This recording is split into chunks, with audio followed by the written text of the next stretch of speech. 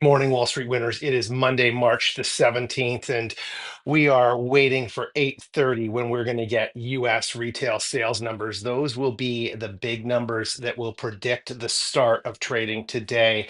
And the reason for that is on Friday, we had the University of Michigan consumer sentiment numbers come out, and those were less than optimal. They have decreased significantly, indicating that consumer spending across most, if not all, demographics in the US, from high income to middle to low income, is starting to show signs of weakness and concern, primarily around the potential for increased inflation and a more expensive and ongoing housing and mortgage refinancing market in the United States.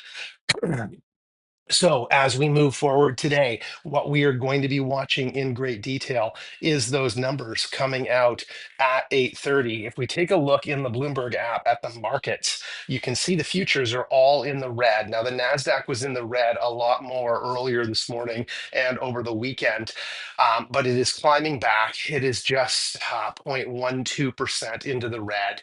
All of this, obviously, ahead of we're an hour and 21 minutes away from US retail sales being released, and then another hour beyond that into the open.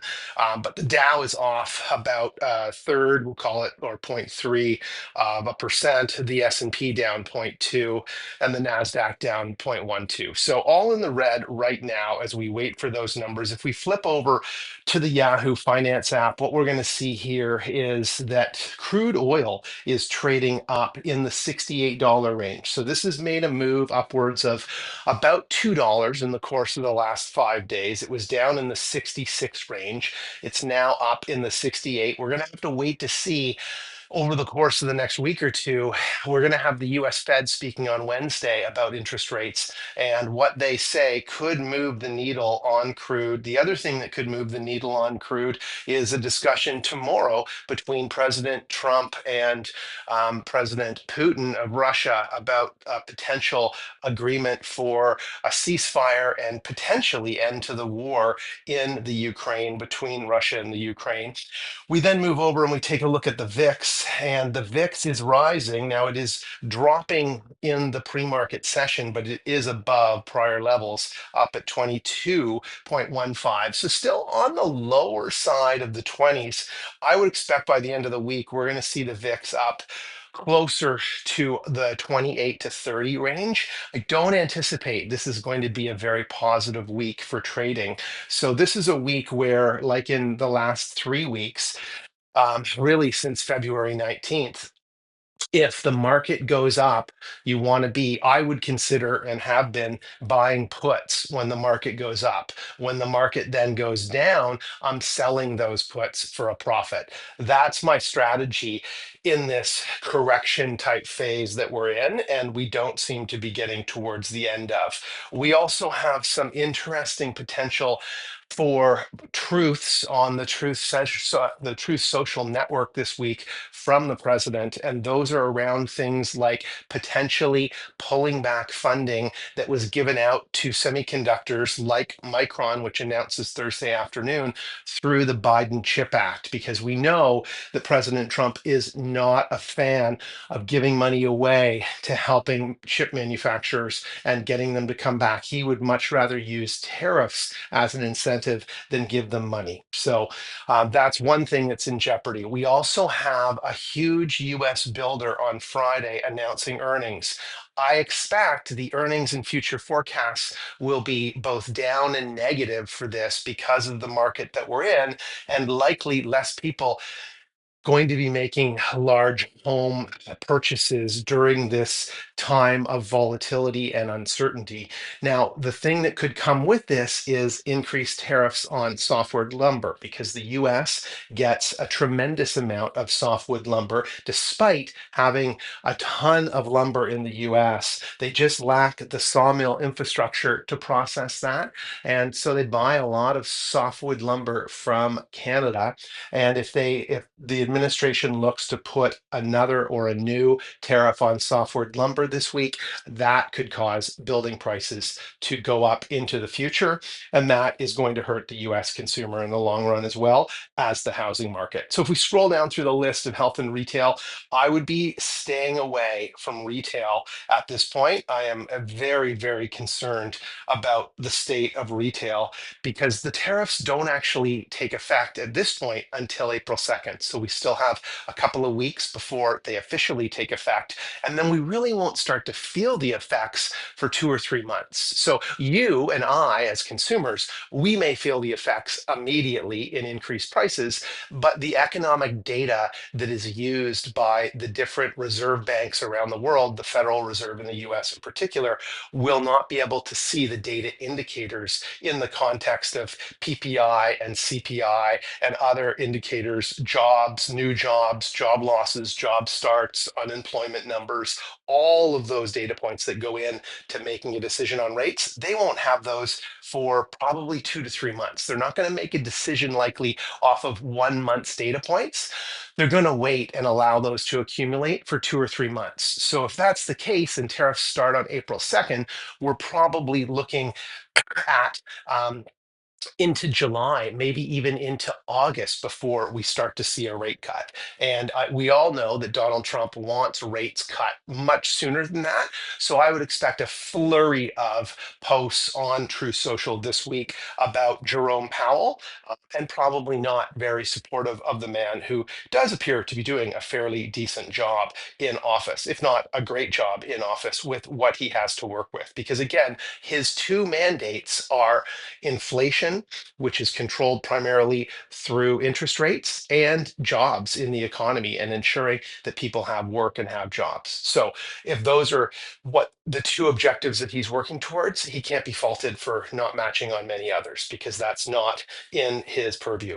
Anyway, moving on, we go down to oil. Oil is a sector that I would expect today will do pretty well. You can see Valero is off $1. Almost everything else is in the green, but maybe only slightly. With crude up today in the pre-market above 68, I think you're going to have a pretty good day in oil. Again, it wouldn't be a day where I'd be buying in to lock in for the future. I'd be buying in to ride a bump or a wave upwards, and then I would get out of that and I would take my profits. And that is a statement across the board for the markets these days. Then we translate down into or transition down into tech stocks, and you can see it's a mix of red and green on the screen right now. Apple down, Palantir up $1.50. You've got a bunch of others just kind of hovering. Let's just see if there are any huge moves here as we move down. ARM up $1.20, so that's in the right direction. I do think today may be an interesting day to look at a purchase, overnight purchase of ARM and of NVIDIA, and maybe even Lam Research. And the reason I say that, and particularly NVIDIA, is because tomorrow is the start of NVIDIA's GTC, which is their global technology conference in Silicon Valley.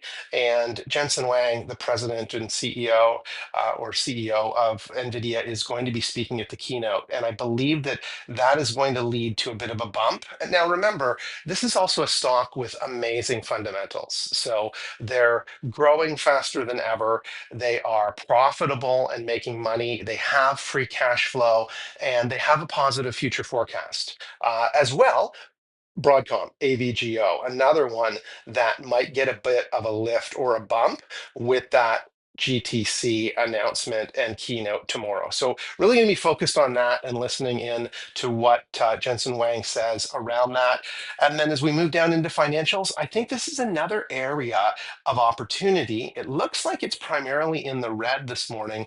I'm going to keep my eye closely on Goldman as well as Morgan Stanley. I think JP Morgan at 232 is too expensive right now. I'd like to see that down in the low 20s before I were to pick some of that up going into earnings. So I'm not saying to buy it today, but I'm going to be watching the trends of these financials as well as Apollo Management. This is another one I've added to the portfolio recently that I really like. This was up at 160 after earnings only a few weeks back, and it has dropped significantly.